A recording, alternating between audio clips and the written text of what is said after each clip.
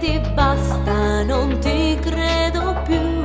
Non mi sembra normale vederti con lei.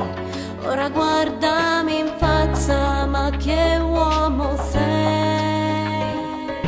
Io come una sciocca mi fidavo di lei, ma saputo imbrogliare.